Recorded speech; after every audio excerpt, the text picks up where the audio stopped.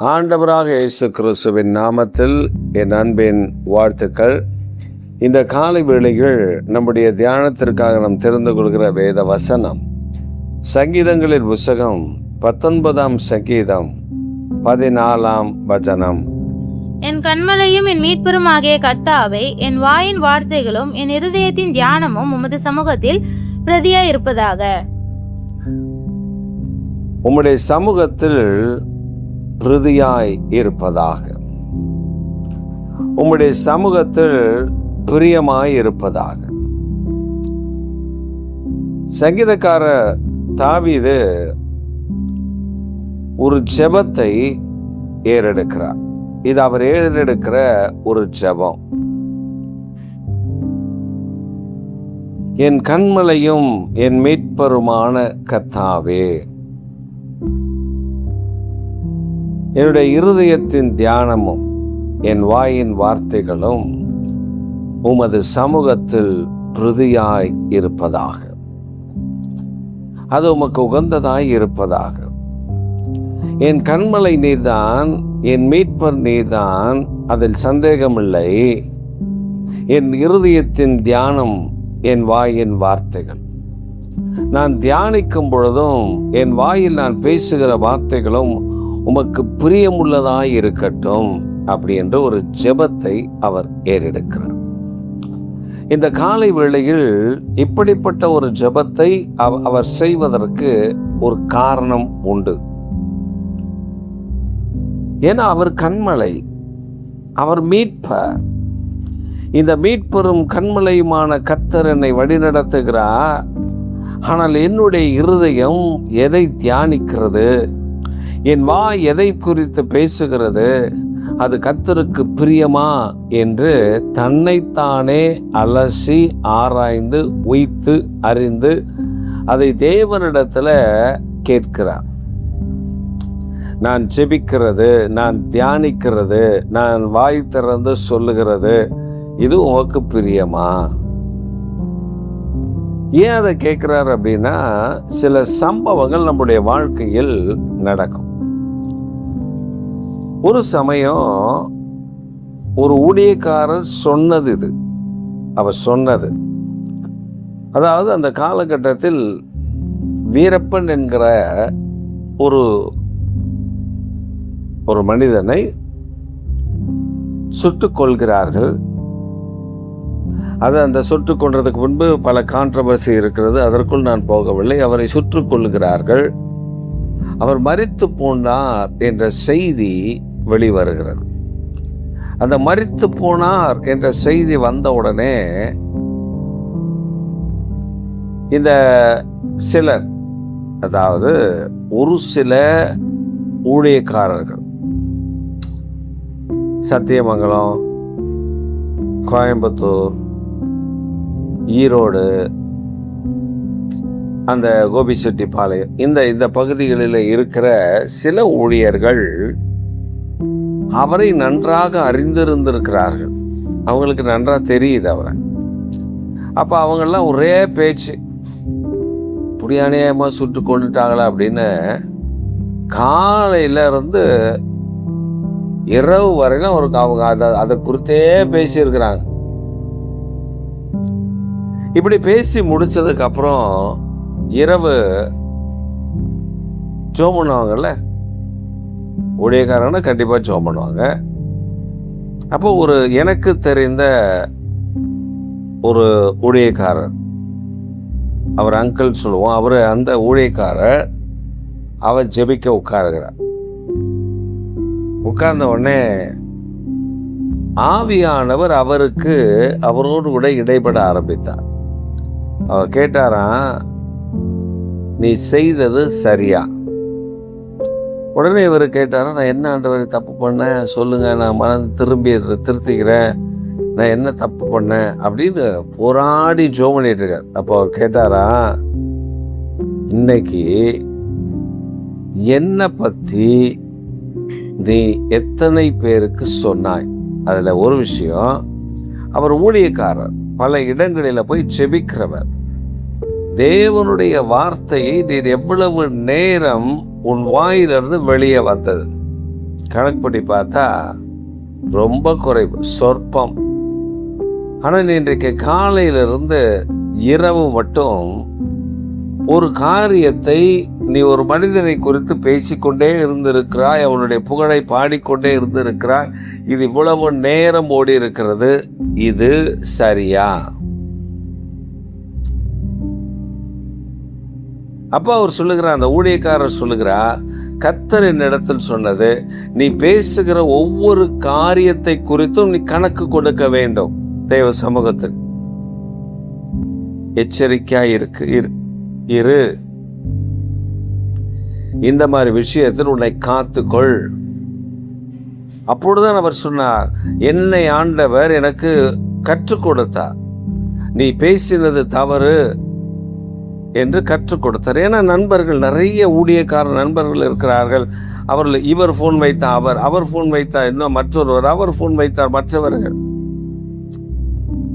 சிலருக்கு அந்த மனிதன் அறிமுகமான மனிதன், சிலர் அந்த மனிதனை காட்டுக்குள்ளே போய் பார்த்து வருகிறது அவர்கள் வழக்கமாக வைத்திருந்திருக்கிறார்கள்.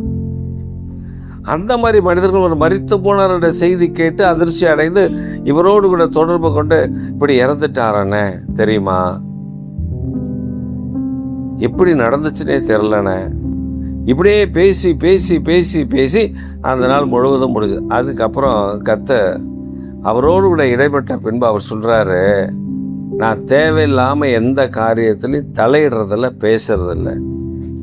ஏன்னா கர்த்தர் அதை கணக்கு கொடுக்க வேண்டும் என்று சொல்ல. அதனால தான் தாவீது சொல்லுகிறார், என் கண்மலையும் என் மீட்பருமாகிய கர்த்தாவே, என் இருதயத்தின் தியானமும் என் வாயின் வார்த்தைகளும் உமக்கு பிரதியாயிருப்பதாக, உமக்கு பிரியமாயிருப்பதாக, நீ விரும்புகிறபடி இருப்பதாக.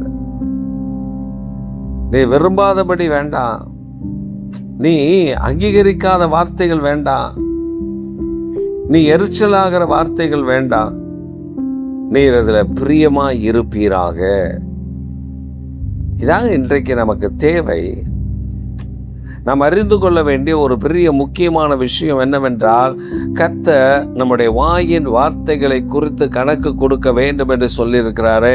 அந்த வாயின் வார்த்தைகளில் கவனம் வேண்டும், மிக கவனம் வேண்டும். சில பாருங்க, சபைக்கு வருவாங்க, கர்த்தரை அப்படி கையை உயர்த்தி துதிச்சாங்கன்னா பரலோகத்திலிருந்து வந்த தேவதூதரோட மயக்கம் போட்டு விழுந்துருவாங்க. ஐயோ, இந்த அம்மா என்னடா இப்படி ஆராதிக்குது, இந்த ஐயா என்னடா இப்படி ஆராதிக்கிறாரு. நல்லது, ஆராதனை முடிஞ்சு வெளியே வாசலில் வரும்போதே புருஷன் முன்னாடிக்கு 2 பேருக்கு இடையில ஒரு அன்பு பரிமாற்றம் அங்கேயே இருக்கும்.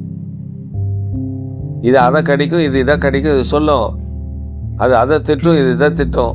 திட்டிகிட்டே வண்டியில் ஏறி உட்காருவாங்க 2 பேரும். அப்புறம் வண்டி ஜெட்டு வேகத்தில் போகும்பொழுதே அங்கே 2ம் அடிச்சுக்காத குறையில் போகும். அப்புறம் வீட்டுக்கு போய் அடிச்சுக்குமா என்னலாம் தெரியாது. நான் பார்த்துருக்கேன், எங்கள் சபையில் அப்படி ஒரு ஃபேமிலி இருந்துச்சு. அவளுக்காக பல நேரம் ஜெபித்திருக்கிறேன். இப்போ அந்த மாதிரி நிலைமையில் இல்லை. அவங்க சந்தோஷமாக வருகிறதும் சந்தோஷமாய் வருகிறார்கள், போகிறதும் சந்தோஷமாய் மகிழ்ச்சியாய் போகிறார்கள். நம்ம சபையை விட்டு வெளியே வந்த உடனே கொஞ்ச நேரத்தில் ஏதாவது கடை வீதிக்கு கடைக்கு போவோம், வாங்க. அங்கே நம்ம யார்கிட்டையாவது சில பார்களில் செம சண்டை போடுவோம். வீட்டுக்கு வருவோம், வீட்டில் பிள்ளைகளோட சண்டை. வெளியில் போவோம், வெளியில் போகிற கடைக்காரங்கிட்ட சண்டை. இப்படி எங்கே போனாலும் சண்டை போட்டு இருக்கிற ஆட்கள் மேடையில் மைக்க கொடுங்க, சபைக்கு முன்னாடி மைக்க கொடுத்து பாட வைங்க. ஐயோ, அவங்கள போல தெய்வீக வல்லமை புறப்பட்டு வரதை நீங்கள் பார்க்கவே முடியாது. ஆனால் வெளியில் பாருங்கள், கெட்ட வார்த்தை. கணக்கு கொடுக்கணுமா, கணக்கு கொடுக்க வேண்டாமா? கர்த்தர் கணக்கு கேட்பாரா, கேட்க மாட்டாரா? தாவீது சொல்லுகிறான், என் இருதயத்தின் தியானம், என் வாயின் வார்த்தைகள் உமக்கு பிரதியாக இருக்கட்டும் ஆண்டவரே. என் எண்ணத்தில் சிந்தனையில் கூட நான் தவறு செய்து விடாதபடி நீ விரும்புகிறபடி நான் நடக்க எனக்கு உதவி செய்யுங்க. அவன் கேட்குறான். சில நேரத்தில் சொல்றாங்க, ஒரு அம்மா ஒரு சமயம் ஒரு சம்பவத்தை நான் கேள்விப்பட்டேன். அந்த அம்மா அதிகாலையில் தெருவை பெருக்கி கூட்டி கொண்டிருக்கிறாங்க. அந்த கூட்டி எடுக்கிற நேரத்தில் பக்கத்து வீட்டில் அந்த குப்பை கொஞ்சம் தள்ளி வந்துருச்சு. உடனே இந்த அம்மா, நீ எப்படி என் வீட்டு பக்கம் குப்பையை தள்ளுவ? அந்த அம்மா சொல்லுது, இதாங்க வாட்டம், தண்ணி போகிற வாட்டம் இது, அதுதான் அந்த பக்கம் தான் தள்ளி வைக்க முடியும், உன் வீட்டு பக்கம் எடுத்து வச்சுக்கோ அப்படின்னு சொல்லிட்டு அந்த அம்மா அந்த நிலையில் அந்த அம்மாவுடைய பெந்தகோஸ்தே அனுபவத்தெல்லாம் மறந்துட்டு அந்த தமிழ் பெண், அதாவது சிங்கப்பெண் மாதிரி இறங்கி கர்ச்சித்து, அந்த பொண்ணுடைய வாயிலிருந்து வராத வார்த்தையே இல்லை. அப்படி கெட்ட வார்த்தையை அந்த அம்மாவை திட்டி அப்படி இப்படின்னு பேசிட்டு இருக்குது. அந்த சமயம் பார்த்து இந்த ஊழியக்காரர், அவங்க சபையில் உள்ள ஊழியக்காரர் ஒரு ப்ரேயர் வாக்குக்கு போகிறார். அப்படியே தெருவா சோமட அதிகாலையில் எழுந்துச்சு அவர் தெருவா ஜெபிக்கிறார். அவர் என்ன, ஜனங்கள் ரட்சிக்கப்படணும், மீட்கப்படணும், ஆண்டவரே மனம் திரும்பணும், அவர் பாரப்பட்டு ஜோமட்டு போகிறாரு. இந்த அம்மா இடுப்பில் துணியெல்லாம் சொருவிட்டு தொடப்பத்தை அந்த விளக்கு மாற்ற கையில் வச்சு தட்டிக்கிட்டு வந்தால் அந்த அம்மா இறங்கி வந்ததுன்னா அடித்து துவைச்சிரும் போல. கெட்ட வார்த்தையை பேசிட்டு இருக்கு. அந்த வழியாக பாஸ்டர் வரார். பாஸ்டரை பார்த்துருச்சு. அந்த தொடப்பத்தை வச்சுட்டு, சோத்திரம் பாஸ்டர், பார்த்தல, இது எங்கள் சர்ச்சு பாஸ்டர். அவருக்கு என்ன சொல்கிறதுனே தெரியல. அவர் அமைதியாக தலையை குனிஞ்சிட்டே போயிட்டார். ஏன்னா இந்த அம்மா பேசுறதெல்லாம் அவர் கேட்டே தான் வர்றார்.